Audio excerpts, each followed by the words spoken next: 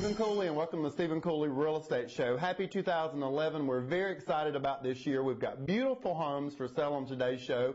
We've got every home available in the marketplace on our website at stephencooley.com. We're going to give great tips for buying homes in 2011. So you definitely want to stay tuned for that, and we'll be right back.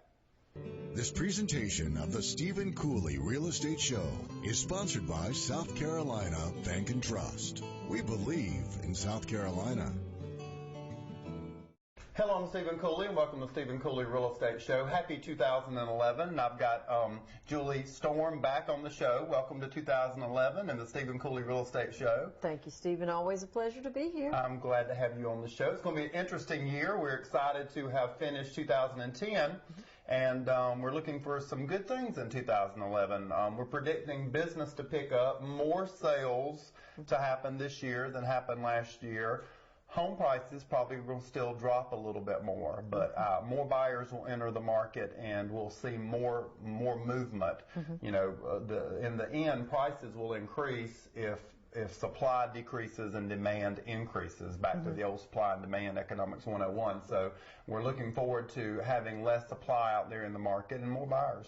Are there less homes being built at this particular time? Absolutely. We are one of the areas that pretty much we've absorbed all the new construction left over from the boom.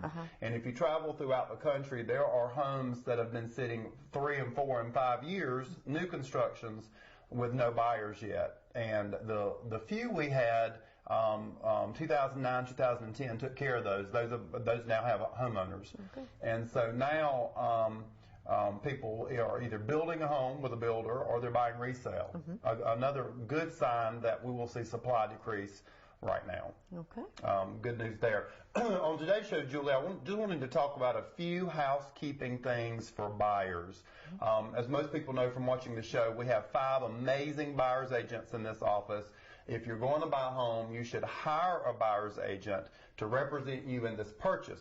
You can get that agent to totally look out for your interests, and you don't have to pay them. They get paid traditionally through the seller, through the MLS system. So it's a great opportunity. A few things I want to point out. Just like in buying cars, and when you go to Best Buy and you buy an electronics, there's always home warranties offered for you to buy now. And in real estate, home warranties are offered, and this is an example of one of the home warranties, American Home Shield.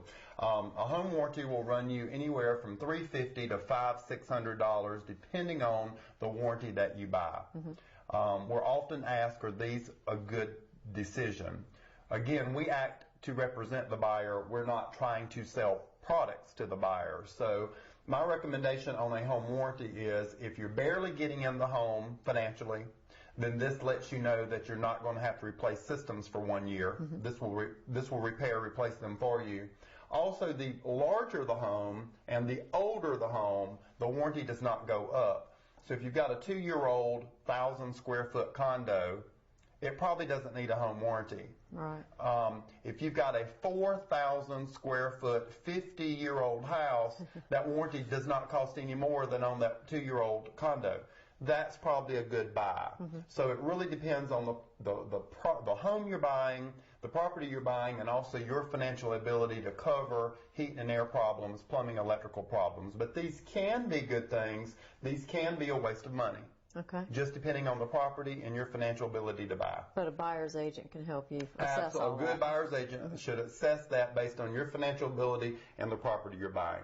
The other thing I want to point out is, when you see USDA advertised, those are old maps from 50 years ago, trying to get people to move out into rural areas. Well, what's happened over the last 50 years, Julie, is those areas now have neighborhoods. They have, some of them are in the city limits. Some of them have sidewalks, swimming pools. They're 5 minutes from the hospitals, the shopping. USDA loans allow you to get 100% financing, and that's the only 100% financing available out there in the marketplace. So they're still basing this off of the old Absolutely. So if you have no money to put down and you want to get a property because property values are down, interest rates are low, then we can get you in a USDA property, and that will be 100% financing available. So if you don't have money to put down. The other thing I want to point out is, when you make an offer on a property, you write a check.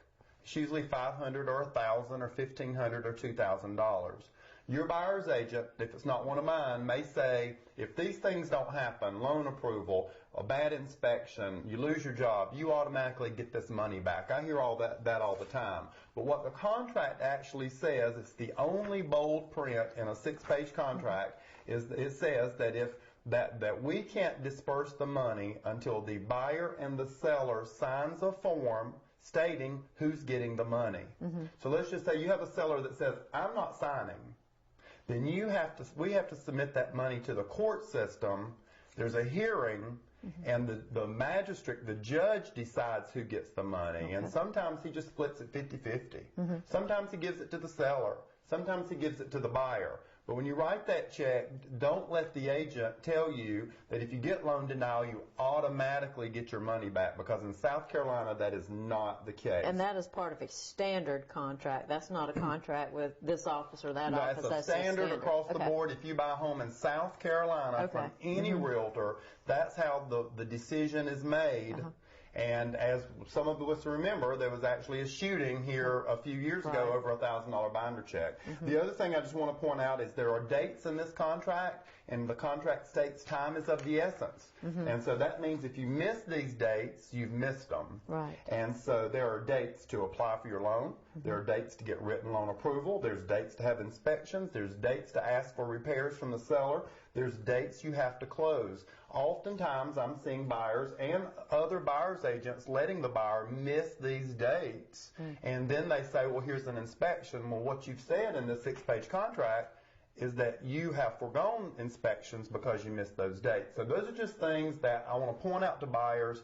If you hire one of my buyer's agents, we protect you and look out for all these things. But there are hundreds of other agents out there, and some of them are missing these things on a daily basis. So I'm just pointing them out. Ultimately, the buyer is responsible for all that because they picked their agent.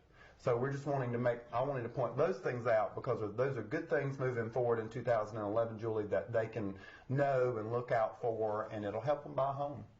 That sounds like some really good information, because I would hate to think that you would miss these things on the contract and all of a sudden you're going to pay the price for it. Absolutely. If you're interested in buying a home, one of the ones on our show today, or any home in the area, give us a call here at my office at 803-985-1240. You can ask for me, Stephen Cooley, and I will personally put you with one of our excellent trained buyer's agents. We've got beautiful homes for sale on today's show. We've got all the homes available on our website at stephencooley.com. We'll be right back.